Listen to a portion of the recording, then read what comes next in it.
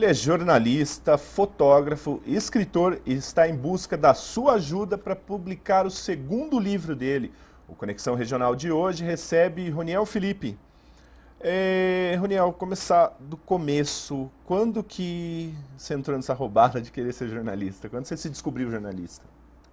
Olha, eu acho que o jornalismo surgiu na minha vida durante o colegial, né?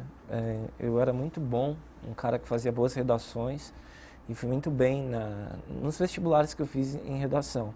Eu sempre gostei muito de história. Acho que essa ligação com a história, de querer entender os fatos, de ser apaixonado por história, me levou ao jornalismo. Eu me formei pela PUC em 2007 e desde então eu venho seguindo isso, misturando com fotografia e agora com literatura.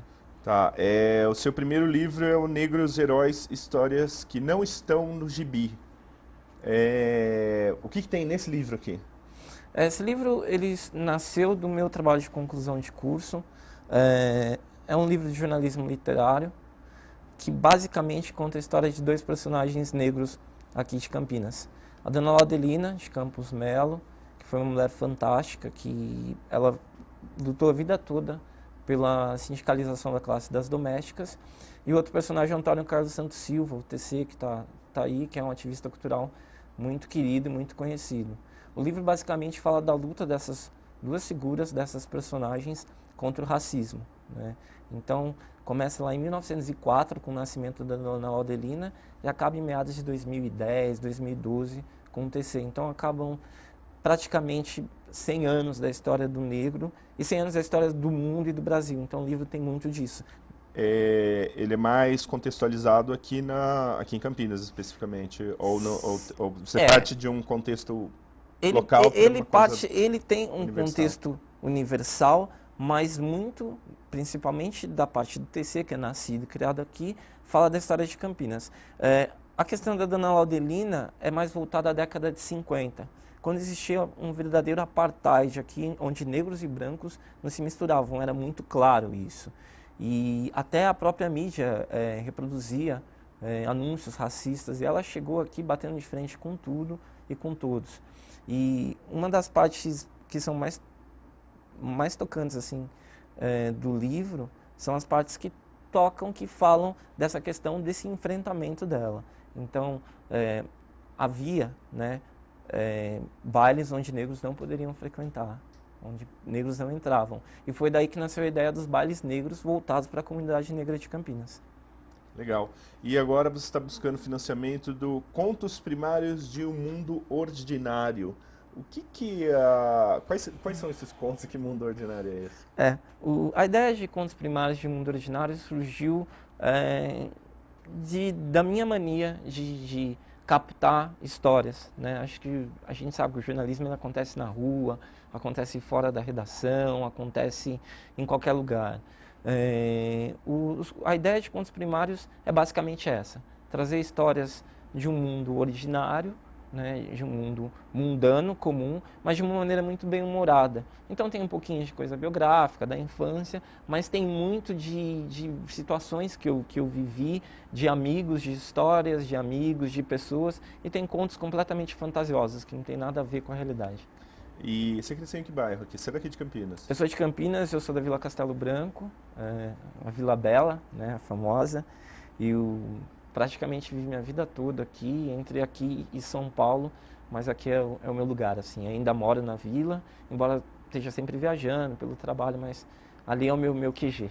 E o que mudou de quando você era criança para agora no bairro? O que você nota, assim? Você como observador, como jornalista? Sim, o bairro ele passou por uma transformação profunda na década de 70, até pela pesquisa do próprio Negros Heróis, que falam TC, que também morou lá por muito tempo, e a Casa de Cultura praticamente, Tainã, é ali. O bairro ele mudou muito, no sentido de segurança, de opção de cultura. Hoje nós temos o projeto Gente Nova, a gente tem a Casa de Cultura Tainã, tem a Fazenda Roseiras, tem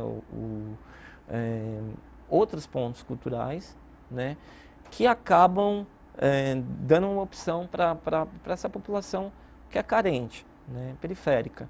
Então, de uns tempos para cá, começaram a surgir novos produtores, fotógrafos, escritores, gente que está produzindo cultura. Isso é muito bacana.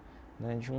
Uma região que historicamente não tinha e continua ainda muito carente. Sim, o lado sim. de lá da Anhanguera é muito abandonado do ponto de vista de cultura. Sim. E as coisas começaram a acontecer de uma maneira um pouco melhor de alguns anos para cá. Né? Sim, sim. Foram essas ações de pessoas que são exemplares e que lutaram para que as coisas acontecessem. Apesar de todos os pesares, dos problemas, as casas continuam firmes, fortes, e a cultura tem se realizado de uma maneira, né, muito bacana, né, muito independente.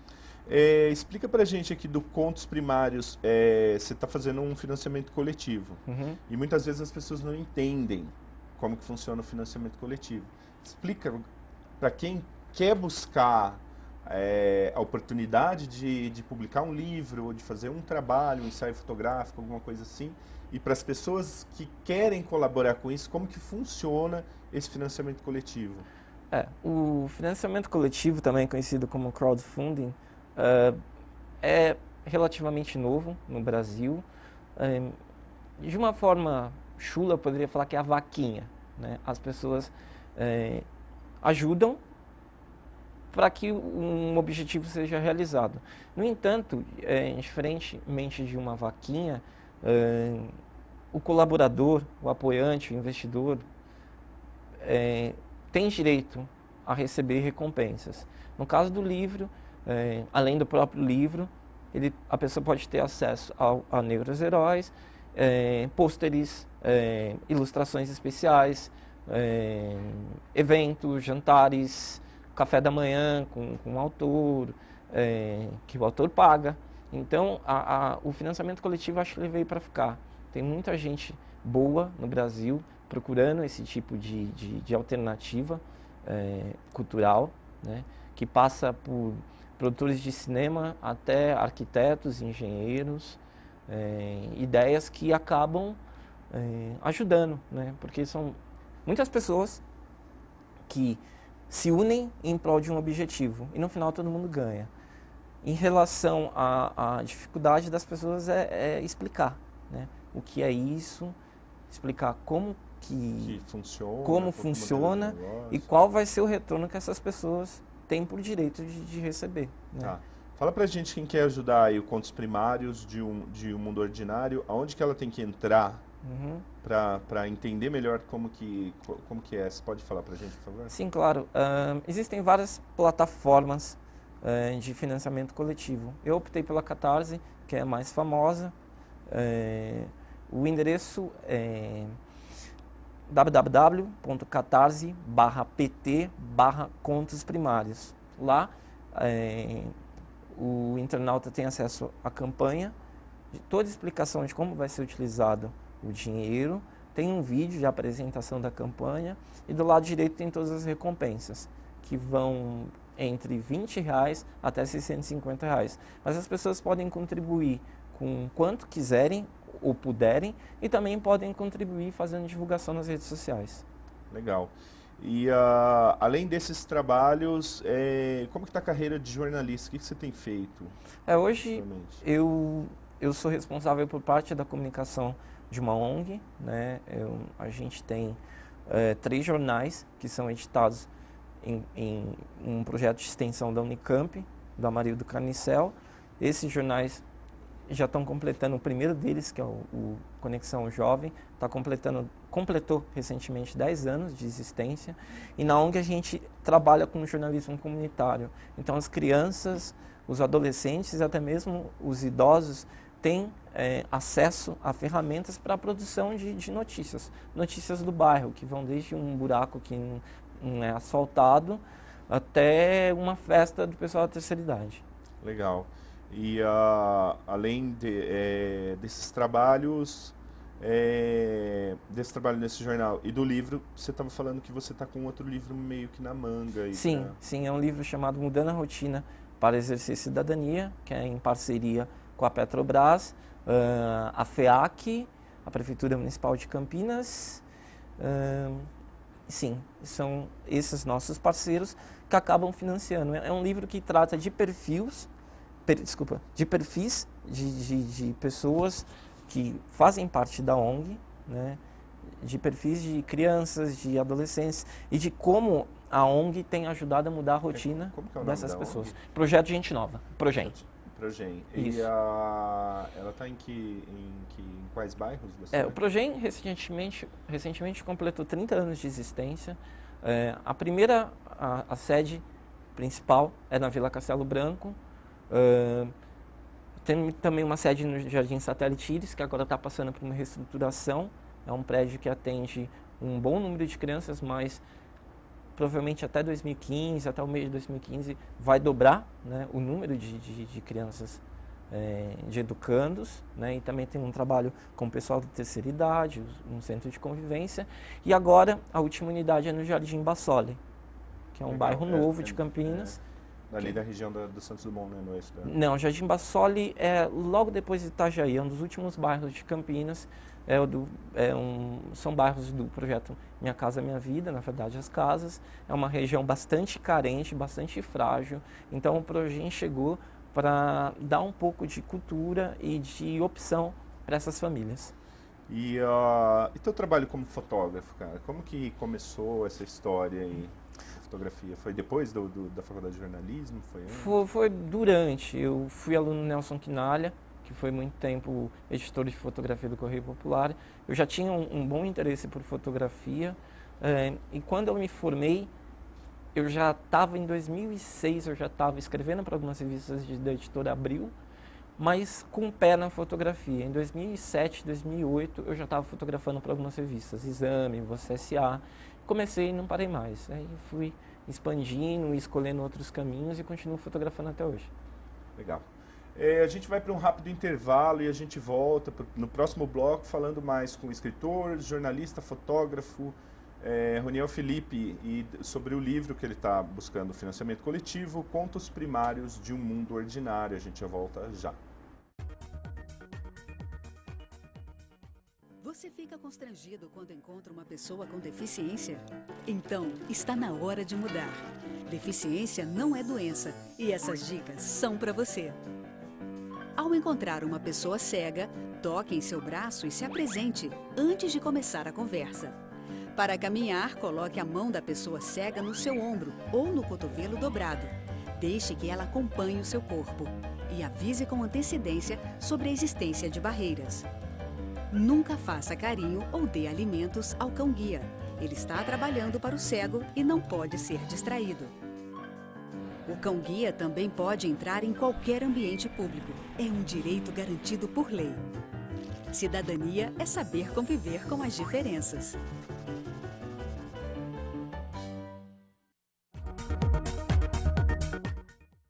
Estamos de volta para o segundo bloco do Conexão Regional. Hoje a gente recebe aqui o escritor, fotógrafo e jornalista Roniel Felipe, que está em busca de financiamento para o segundo livro dele, que é o Contos Primários de um Mundo Ordinário. Uma história que você destaca aqui. Na apresentação do livro, eu utilizei 2 contos. Um conto chamado A Mulher que Não Sabia Boiar e Os Grevistas. Um dos contos assim que eu acho que vai trazer muita diversão para as pessoas é um conto chamado A Batalha dos Risca-Facas, né? Que ele é ambientado numa cidadezinha chamada Parari, que fica no interior da Paraíba. É um conto que trabalha com uma dose de humor e é muito baseado nessa coisa de brasilidade, né? Dessas coisas do sertão, da música, da regionalidade. Esse é o meu predileto, mas as pessoas, os leitores betas, as revisoras, sempre escolhem algum... Tem contos sobre futebol, tem contos sobre a infância, sobre os olhadores de carro, né, da feira, tem contos que tocam em assuntos que são mais delicados, como homossexualidade, tabus, parto humanizado, e assim vai. A ideia é fazer um livro amplo, né, um livro bem humorado, que tenha boas histórias e que as pessoas se vejam, né, nas personagens que compõem a obra. E como que... Onde você busca inspiração? Como que você trabalha isso? É observação do cotidiano? Você tem ali um bloquinho que você vai anotando? É muito da observação do cotidiano, de ouvir pessoas, ouvir histórias, né?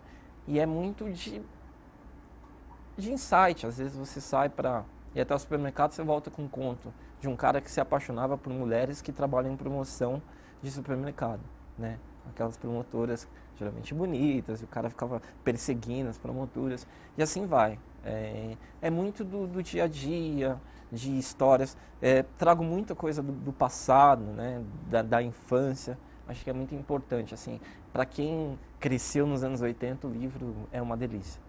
E jornalista, eu pelo menos tenho essa mania. Jornalista gosta muito de... Por exemplo, quando você está no ônibus, eu fico muito prestando atenção no diálogo das pessoas, que sempre tem uma historinha interessante ali, acontecendo ali do lado. Você também usa isso? Uso bastante.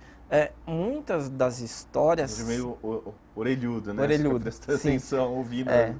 Eu acho que muitas das histórias são fragmentos de pequenas histórias. Então, é possível juntar um personagem de um determinado dia com um personagem de outro dia, de uma outra situação, e aí você acaba formando um texto, né, que consiga mixar bem um pouquinho disso e que seja bem humorado. O livro não é um livro completamente bem humorado, há alguns contos mais tristes, mas a maioria deles é uma coisa assim leve para a pessoa ler e dar uma relaxada. E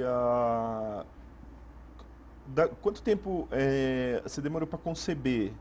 Porque eu imagino que você vinha construindo aos poucos e até a hora que você chegou e falou, pô, eu tenho um material aqui que tem que virar livro. Quanto tempo dessa construção dos primeiros contos até... Em média, 6 meses, 7 meses, porque a ideia, as histórias elas surgem, escrevo de uma maneira rápida, depois eu releio e vou montando a sequência das histórias, né? De contos, às vezes na rua, numa viagem surge um conto. Tem um bloquinho, telefone, anota alguma informação e depois revisa, né, essa informação para a criação das histórias. E elas surgem, como eu já disse, de uma forma muito natural, de uma forma muito simplória. Não tem muita... a parte mais complicada mesmo é a escolha dos contos. Porque às vezes teve coisa que ficou... É isso que eu ia perguntar agora. Teve material que ficou de fora aqui. Sim. Na verdade, a ideia inicial era fechar o livro com 27 contos.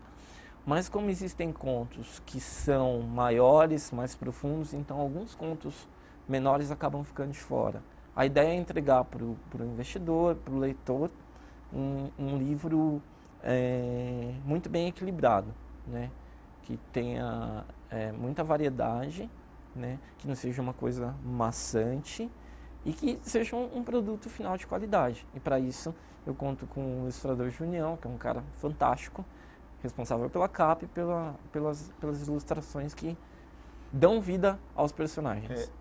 Para as pessoas que têm vontade de escrever um livro ou já tem material para isso, o que você tem a dizer? Porque isso daqui foi avaliado no seu caso não, porque você está buscando um financiamento coletivo, mas você chegou a apresentar esse material para jornalistas ou para editores que tem mais experiência? Você chegou a mostrar o material?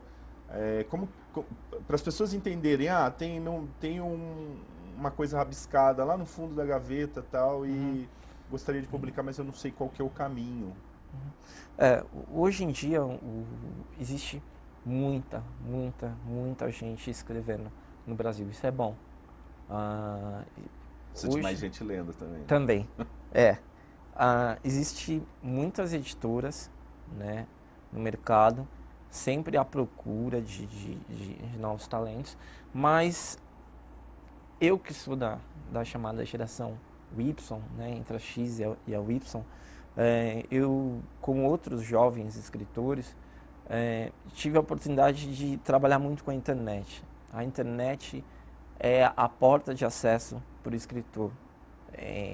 Se você tem acesso à internet, você consegue muito. Você consegue oferecer seu trabalho para as pessoas, né? Então, hoje existem muitos grupos, né, que falam da literatura, blogs especializados.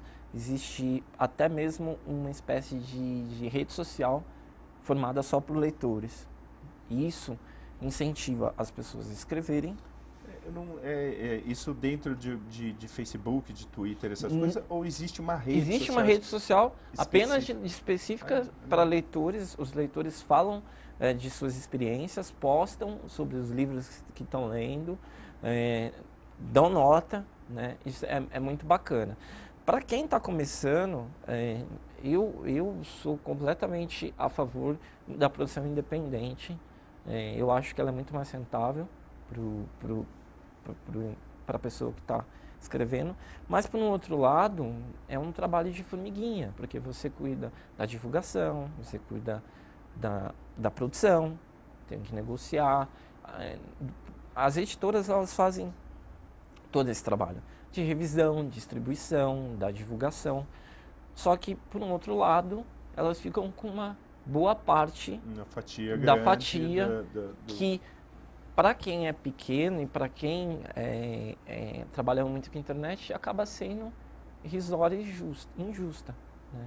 Então, uma escritora como a Clara Verbuck, que é feminista, é super famosa nesse meio, né, que ela lançou um projeto no Catarse, ela tinha a opção de lançar o livro por uma editora, só que ela pensou, caramba, eu vou ganhar muito pouco. É um esforço muito grande para quem produz, para quem todo o trabalho que você tem de criar, de lidar com o livro, a produção, pensar. Então, hoje em dia é mais fácil, né?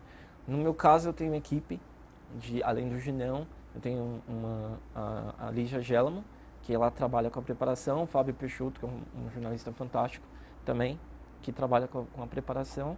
E preparação que você diz, o que a preparação do livro, praticamente o autor escreve o texto e envia para o preparador. O preparador é a pessoa que vai puxar a orelha do autor, vai falar, olha, por que você não faz isso, por que você não faz aquilo? Tenta, com a visão dele, que é uma visão externa, né? Porque o autor ele tem alguns vícios, né? Uhum. Então o preparador é a pessoa que tenta trazer um equilíbrio maior para o texto, né? E hoje, quantos você tinha falado em 27? Tem 27? São 25. Atualmente são fechando com 25, em média dá 232 páginas, que é um bom número. Qual o valor que você está buscando levantar para publicar quantos livros? Para imprimir quantos livros? Inicialmente, eu pensei em fazer a impressão de 1000 exemplares, que é um bom número, né, levando em consideração a campanha. A campanha, eu estipulei R$10.000. Esses R$10.000 seriam necessários para pagar a impressão, para pagar o pessoal, né, ilustrador, preparadora, para dar conta de todas as recompensas, né? O valor acaba sendo baixo, né? Relativamente baixo. Relativamente baixo. Isso. E o retorno financeiro é muito bom nesse sentido. 10.000 para você imprimir 1000 exemplares. Imprimir 1000 exemplares e ainda pagar todas as recompensas, tudo que é necessário, o que é prometido na campanha. Porque a ideia da campanha é a seguinte, você promete e você cumpre. Basicamente isso. E eu estou muito feliz porque em apenas praticamente 14 dias eu já passei dessa cota. Mas vai muito de você conhecer pessoas, de você encher o saco, de você falar. Porque as pessoas que acompanham o seu trabalho, elas vão te apoiar. Uhum. Familiares, amigos, professores que já conhecem pelas redes sociais e pela vivência do jornalismo, conhecem o seu trabalho. E a partir de um determinado momento a ideia é buscar novos leitores, né? E nesse mundo do financiamento coletivo tem muita gente que se interessa pelo seu projeto, compra a sua ideia e vai junto com você até o final. Legal. Repete pra gente mais uma vez o site do pré-financiar, Contos Primários de um Mundo Ordinário. Muito bonita essa ilustração aqui do Junião, né? O site é www.catarse.me/pt/contos primários. Legal. E projetos futuros, você tem, além desse livro que você desse outro de perfis, tem alguma coisa na manga aí que você está pensando? É engraçado, quando a gente começa a escrever, as pessoas já começam a cobrar um novo livro. Exatamente. Eu sempre tive muita vontade de misturar um pouco da fotografia com o texto, né? Os livros de fotografia são mais caros, é um público restrito, mas eu tenho conversado com alguns fotógrafos, alguns amigos. Provavelmente, com o sucesso inicial de contos primários, talvez eu consiga contos secundários, né? Mais para frente, trabalhando com os contos que ficaram de fora, né, dessa primeira coletânea, e futuramente trabalhar com projetos culturais. Eu estou buscando editais de fotografia da Funarte para falar da questão da resistência dos negros de Campinas, que é uma coisa muito importante, trabalhar com essa fotografia, né, do resgate cultural, né, da resistência, mesmo dessa cultura que sobrevive numa cidade que foi a última a abolir os escravos. Então a gente está sempre batendo nessa tecla. Mas projetos futuros não tem nada muito claro. A ideia é continuar escrevendo contos e, quem sabe, futuramente fazer alguma publicação boa, de qualidade, que trabalhe com fotografia e texto. Ok. A gente vai para um rápido intervalo e a gente volta para o terceiro e último bloco com o Roniel Felipe, que é jornalista, fotógrafo e escritor, e está em busca de financiamento do livro dele, Contos Primários de um Mundo Ordinário. A gente volta já. Você acompanha de hora em hora, a partir das 6h30 da manhã até as 6h30 da tarde, o Minuto Câmara, com informações do Legislativo de Campinas. É na Rádio Educativa FM 101,9. Você fica constrangido quando encontra uma pessoa com deficiência? Então, está na hora de mudar. Deficiência não é doença e essas dicas são para você. Ao conversar com o cadeirante, procure sentar-se. Assim, vocês mantêm a mesma linha do olhar. Para ajudá-lo a subir um degrau, segure a cadeira com firmeza e incline para trás, levantando as rodinhas da frente. Para descer, faça a manobra de marcha ré, sempre apoiando para evitar solavancos. Mas nunca movimente a cadeira sem antes pedir permissão ao cadeirante. E em nenhuma hipótese, nem por um segundo, estacione na vaga reservada a pessoas com deficiência ou ao lado de guias rebaixadas. Você gostaria que construíssem um muro na porta da sua garagem? Pois é, quando você estaciona em lugares reservados, está impedindo que o deficiente físico se locomova. Cidadania é saber conviver com as diferenças.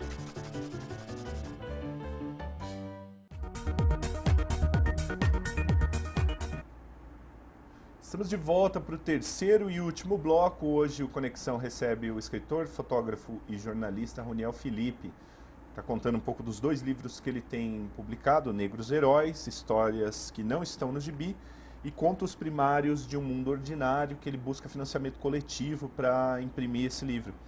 Voltando na sua primeira publicação aqui, o Negros Heróis, Histórias que Não Estão no Gibi. Como foi a receptividade desse livro? Primeira pergunta. E segunda pergunta, hoje quando você pega para reler ele, tem alguma coisa que você mudaria? É engraçado isso.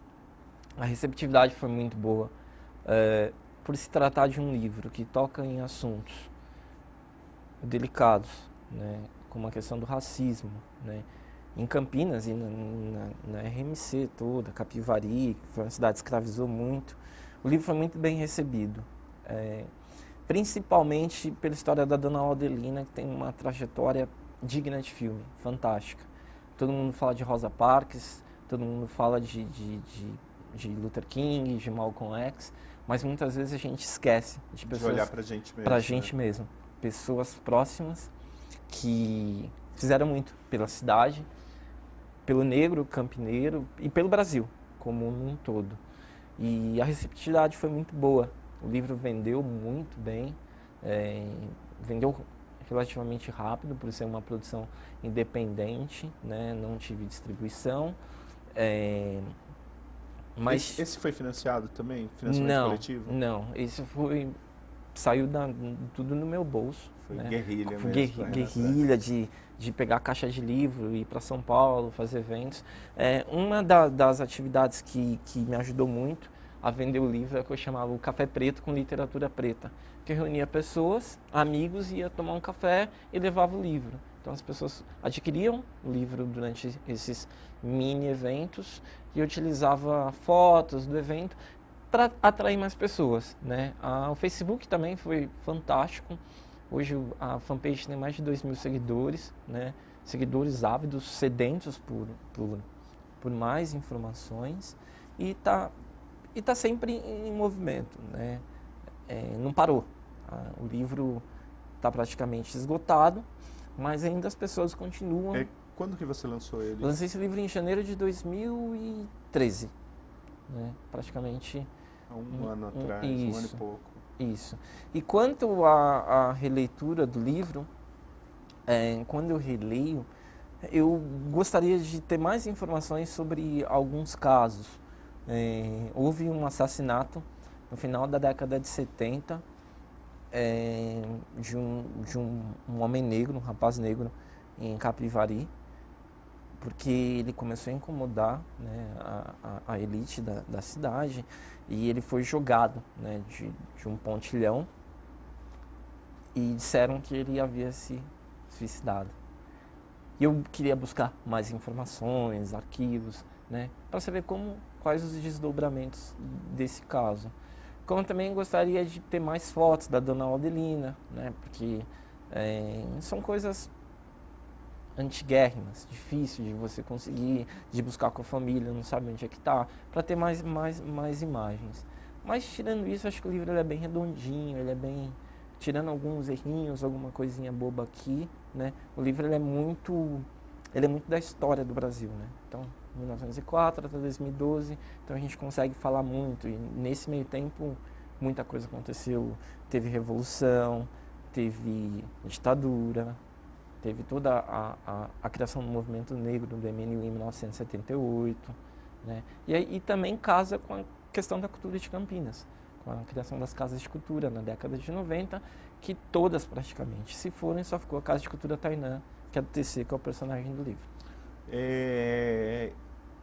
Tem algum lugar que te surpreendeu que esse livro tenha ido parar? Sim.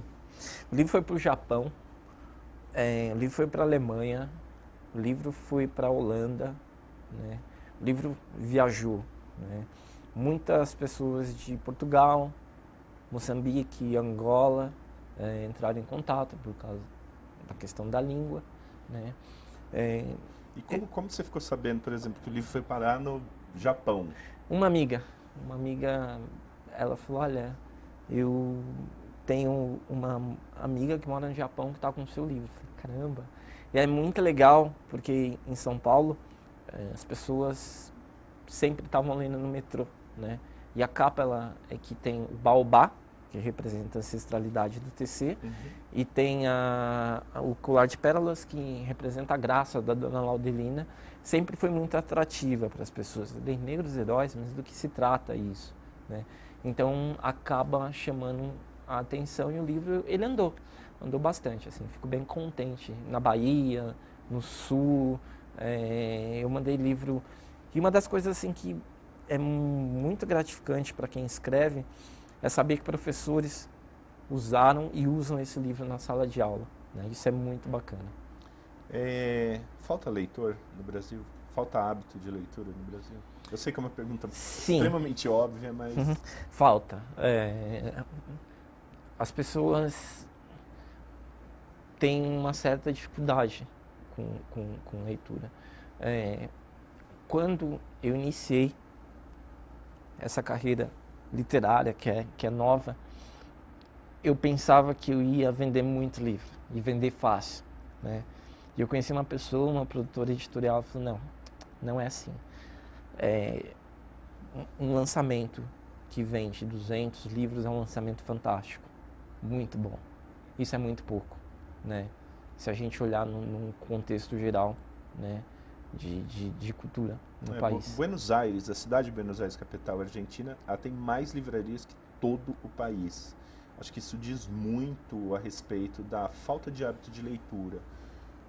Você acha que isso perpassa pela escola, que não existe um incentivo ou incentivado de maneira errada? Eu acho que, a princípio, a leitura tem que começar cedo, né? A pessoa lendo cedo, ela criando um hábito, ela vai seguir com o hábito provavelmente para o resto da vida. Hoje a gente tem a internet e a velocidade das informações. O jornalista sabe. A gente é bombardeado por informações e nossa leitura ela é muito superficial, né? Ela é muito superficial porque eu li agora, daqui 10 minutos já mudou tudo. E a gente tem que buscar a ter uma leitura mais aprofundada. E Negros Heróis nasceu muito disso, né? Porque, mas a mídia dá espaço para certos personagens negros, personagens que não têm voz, mas nunca vai ser uma coisa aprofundada.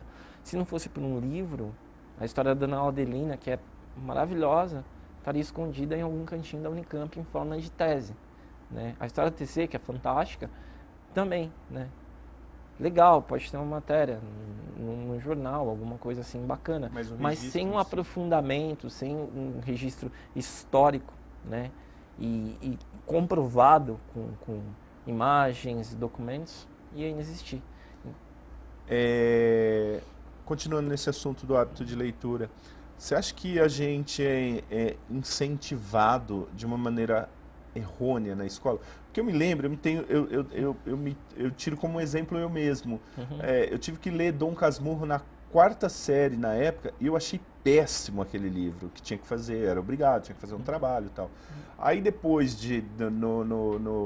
no colegial, eu peguei de novo o livro para ver, e é um livro que eu releio até hoje, é um livro espetacular, de um autor espetacular, só que eu acho que ele foi me oferecido naquela ocasião numa época errada, porque é um livro difícil para uma criança pesado, né? Ler, para entender, você acha, na sua opinião, que isso também falta a literatura correta para a época correta? Sim, é uma questão de discernimento básica. Hoje as crianças gostam muito de jogos eletrônicos, internet, enfim. Então por que não aliar essa leitura a algo que seja aprazível, né? Eu acho que é muito difícil você dar para uma pessoa nova ler um livro clássico, né? Um Dostoiévski, uma coisa que exige um preparo, né? E não vai acontecer. Embora existe muita gente boa na internet, muita gente produzindo e lendo, né? Mas para isso é necessário afunilar, saber que agora é momento de ler isso, agora é momento de ler aquilo. A gente tem um mercado muito bom de livros infantis. No Catarse existem inúmeras opções de campanhas fantásticas de livros leves, infantis. E é isso, eu tomo o meu caso. Eu comecei a ler muito novinho, né? Eu sempre fui apaixonado por quadrinhos. Então uma coisa acabou levando a outra, né? Os quadrinhos eu saltei para a literatura e não saí mais. Eu acho que o importante é a gente buscar novas formas de incentivar a leitura, né? Ela pode ser interativa, ela pode ser virtual, né? Hoje quando você viaja, o Brasil não tem muito disso, mas qualquer país que você for da Europa, até mesmo Estados Unidos, você vê todo mundo com um leitorzinho digital, lendo o tempo todo, sabe? Você vê muita gente com livro, né? Em São Paulo as pessoas, apesar de ser Brasil um país que não lê muito, você vê muita gente com livro, mas em outros países você vê praticamente muita gente lendo. A cultura do jornal que a gente tem no Japão, né, que a pessoa deixa o jornal para ler em Londres, é super comum. Você entra no metrô, tem um jornal para você ler. Né? Isso é importante. É você... o hábito da o leitura. hábito da leitura de uma maneira como se fosse uma coisa comum, escovar os dentes, tomar banho, sair, faz parte da vida das pessoas. E no Brasil, infelizmente, as pessoas leem muito pouco, né? E a gente percebe isso quando lança um livro e tem que batalhar para vender. E por mais que o livro possa ter qualidade, as pessoas têm uma certa dificuldade. Não, mas o livro é do quê? Mas ele é complicado? É isso, aquilo. Eu adoro ler revista de fofoca, mas eu não consigo ler um livro. Eu tenho dificuldade de me concentrar. Né? Isso é importante. A gente precisa trabalhar essa questão cultural para o futuro do país. E o que você leu? O que você tem lido? Cara, eu leio de tudo. Adoro o Luiz Fernando Veríssimo, né? Que é um craque. Eu leio literatura inglesa, já li bastante, mas eu gosto de ler os autores que escrevem coisas, eu gosto do Paulo Lins, eu gosto de ler a Clara Verbuck, que é feminista, que escreve de questões que são muito importantes, né, pro mundo, né? A gente vive momentos de extrema delicadeza política, né? Um enfrentamento, a gente percebe que existe uma onda reacionária contra os movimentos sociais, contra a mulher, contra o negro. Então tem muita gente produzindo. Eu leio muito blog, eu leio muitos sites, né, que tem textos fantásticos, mas também é legal saber do outro lado, né? A coisa básica do jornalismo, né? Se alguém falou isso, tem alguém que está falando aquilo. Né? Eu acho que isso é muito importante. Hoje a gente percebe nas redes sociais que as pessoas leem muito, mas elas simplesmente compram uma ideia sem ver o outro lado da história. Isso é muito preocupante. Tá acontecendo uma dicotomia estranha na sociedade brasileira que a gente tem que tomar muito cuidado para não dar 10 passos para trás dos 5 que a gente deu para frente. Né? Uhum. Roniel, para finalizar, mais uma vez, onde as pessoas podem encontrar teu financiamento, encontrar outros financiamentos coletivos. Você pode falar para a gente, por favor? Sim. E uma mensagem para quem quiser investir, quem quiser investir em cultura, investir no seu livro. Uhum. O livro está no www.catarse.me/pt/contos primários. Acessando esse endereço, você consegue ver o vídeo, a explicação, quem trabalha comigo, como vai ser utilizado esse dinheiro. No próprio Catarse tem inúmeras campanhas bacanas, mas existem outras plataformas de cultura. Existe muito, hoje em dia, se você procurar na internet, você encontra até sistemas de economia coletiva, que você pode ter uma aula de fotografia com um cara e cada um pagar um pouquinho para esse cara, né? E todo mundo aprender. Isso é bem bacana. Eu tenho meu site oficial, que é o www.ronielfelipe.com.br. Lá você tem acesso aos meus trabalhos, às fotografias, né? Trabalho fotojornalístico. No Facebook eu estou como Roniel Felipe. Contos primários também. Colocou no Facebook Contos Primários, você vai chegar até a página. E Negros Heróis também. Tá tudo muito interligado assim, nesse mundo virtual. Legal. Muitíssimo obrigado por ter comparecido aqui ao Conexão. Eu que agradeço, muito legal o programa. A TV Câmara tem esse espaço que eu gosto muito de destacar isso, que é uma janela para a cultura da cidade, para a gente voltar os olhos para a gente mesmo, porque às vezes o campineiro ele tem uma certa mania de buscar as coisas muito fora, e o brasileiro em si busca isso, busca as coisas sempre o de fora é melhor, e o Conexão está aqui para mostrar que a gente produz cultura, que Campinas é rica, que tem muita coisa acontecendo. Muitíssimo obrigado por ter participado do nosso programa, e fica aqui o convite para o seu terceiro, quarto, quinto, 10º livro. Eu espero que você venha escrever muito e muito aí por bastante tempo. Eu agradeço esse espaço, eu acho que é muito importante a gente tratar da nossa cultura, da nossa cidade, das nossas coisas. Eu sou campineiro, eu cresci, né? Eu vivencio o dia a dia de Campinas, é uma cidade que eu amo, que eu adoro Campinas, adoro as histórias. E como produtor cultural a ideia é essa, né? Sempre que possível estar ressaltando a nossa história, nossos antepassados, né? E provar, e mostrar que Campinas tem muita gente boa fazendo cultura, né? Que a gente precisa de espaços como esse para ter voz e para chegar ao maior número de pessoas possíveis. Ok, Roniel, obrigado. Conexão fica por aqui, a gente volta no próximo programa. Até lá.